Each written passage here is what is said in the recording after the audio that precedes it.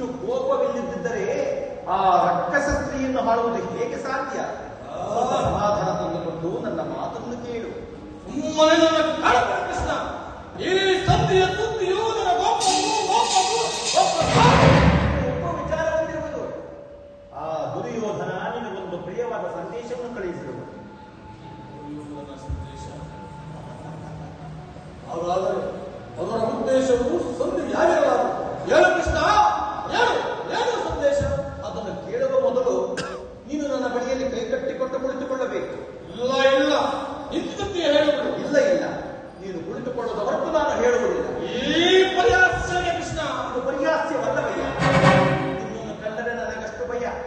ಎಲ್ಲಿ ನಿನ್ನ ಗದೆಯ ಕ್ಷಣ ಕಾಲ ದೂರ ಬಿಟ್ಟು ನನ್ನ ಪಾರ್ಶ್ವದಲ್ಲಿ ಕುಳಿತುಕೋ. ಆಗ ನಿನಗೆ ಪ್ರಿಯವಾದ ಸಂದೇಶವನ್ನು ಕೇಳಿದೆನು. ಇದು ನಿನ್ನ ಅಪೇಕ್ಷೆಯಿಂದ ಕೊಂಡುಕೊಳ್ಳಬೇಕು. ಈಗಾದರೆ ಕೃಷ್ಣ, ಏನೋ ಸಂದೇಶ? ನೀನು ಕೋಪ ಮಾಡುವುದಿಲ್ಲವಷ್ಟೇ. ಹಾಗಾದರೆ ನೀನು ನನ್ನ ಬಂದಿ ಕ್ಷಣಕಾಲ ಮಾತ್ರ. ಹಾಗೆ ಯಾಕೆ ಸೇರಿ ಅಣ್ಣ, ನಾನು ಹೇಳಿದಂತೆ ಮಾಡಬೇಕು ಕಂಡೆಯ.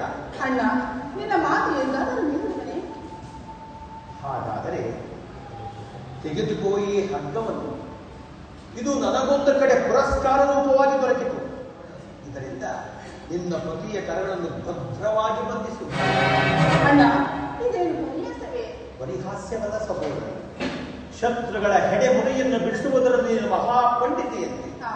ಅದರಂತೆ ನಿನ್ನ ಪತಿಯ ಕರಗಳನ್ನು ಬಂಧಿಸಲು ಬರುವುದೋ ಇಲ್ಲವೋ ನೋಡೋಣವೆಂದು. ನಿನಗೆ ಆ ಸಂದೇಶವನ್ನು ಕೇಳುವ ಇಚ್ಛೆ ಇದ್ದ ಕೃಷ್ಣನ ಹೇಳಿದಂತೆ ನನ್ನ ಕರಗಳನ್ನು ಬಂಧಿಸು.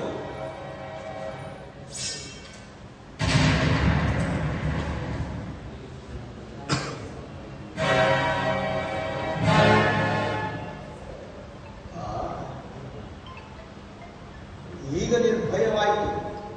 ಈಗೆಲ್ಲರೂ ಕೇಳಿ, ಭೀಮನನ್ನು ಬಂಧಿಸಿರುವ ಈ ಹಗ್ಗವು ಈ ದಿನ ರಾಜ್ಯಸಭೆಯಲ್ಲಿ ನನ್ನ ಅಂಗಾಂಗಗಳನ್ನು ಬಂಧಿಸಲು ಅನುವಾಗಿತ್ತು. ಕೃಷ್ಣ, ಈ ಹಗ್ಗದಿಂದ ನಿನ್ನನ್ನು ಬಂಧಿಸಿದರೆ ದುರಭಿಮಾನಿಯಾದ ದುರ್ಯೋಧನನು ಆಜ್ಞೆ ಮಾಡಿದನು. ದುರಾಚಾರಿಯಾದ ತಮ್ಮ ದುಶ್ಯಾಸನ ಈ ಕಾರ್ಯಕ್ಕೆ ಸಿಕ್ಕಿದ. ಇಂತಹ ಸಾಹಸ ಅವನಿಲ್ಲದೆ ಮತ್ಯಾರಿಗೆ ಸಾಧ್ಯ? ಹೆಚ್ಚು ಈ ಕರಗಳನ್ನು ಈ ನೀಚ ಕೃತ್ಯದಿಂದ ದುರ್ಯೋಧನ ದುರಭಿಮಾನವು ಶಿಖರವಾಗಿತ್ತು. ನಮ್ಮ ಪ್ರಿಯ ಬಂಧುವಾದ ಕೃಷ್ಣನನ್ನು ರಾಯಭಾರಿಯನ್ನು ಈ ರೀತಿ ಗಮನ ನಡೆಸಿದರೆ ಅಗ್ರಜ ಧನಂಜಯ, ಇದಕ್ಕೆ ನಿಮ್ಮ ಉತ್ತರ? ನಿಮ್ಮ ಉತ್ತರದ ಪ್ರಶ್ನೆಯೇ ಇಲ್ಲ ಅಗ್ರಜ. ಸಹನೆಯಿಂದ ಹೇಳಿ ಕಳಿಸಿದ ನಮ್ಮ ಪ್ರಿಯ ಬಂಧುವಾದ ಶ್ರೀಕೃಷ್ಣ ಪರಮಾತ್ಮನನ್ನು ಬಂಧಿಸಲೆತ್ತಿಸಿದ ಆ ದುರ್ಯೋಧನನ ದುರಂಕಾರಕ್ಕೆ ನನ್ನ ಶತಾಯುತ ಧಿಕ್ಕಾರಗಳಲ್ಲಿ ಮುಂದೆ ರಣರಂಗವನ್ನು ಪ್ರವೇಶಿಸಿ ಆ ದುರ್ಯೋಧನನಿಗೆ ತಕ್ಕ ಬುದ್ಧಿ ಕಲಿಸುವುದೊಂದೇ ನನಗೆ ಉಳಿದಿರುವ ಪ್ರತ್ಯುತ್ತರ. ಇದು ಮಾತ್ರವಲ್ಲ, ಆ ದುರ್ಯೋಧನ ನಿಮ್ಮ ಸಂಧಾನಕ್ಕೆ ಉತ್ತರವನ್ನು ಕೇಳಿ ದೊಡ್ಡ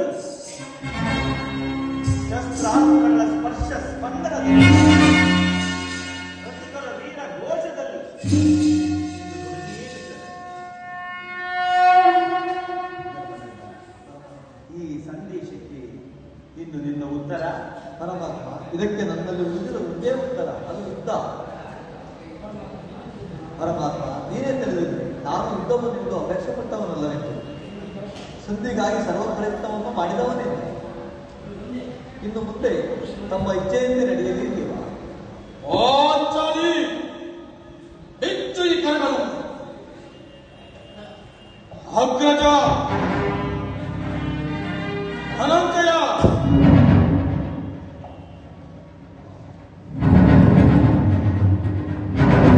ಆತುದೇವ ನಾನು ತುಕ್ಕು ಈ ಕರಗಳನ್ನು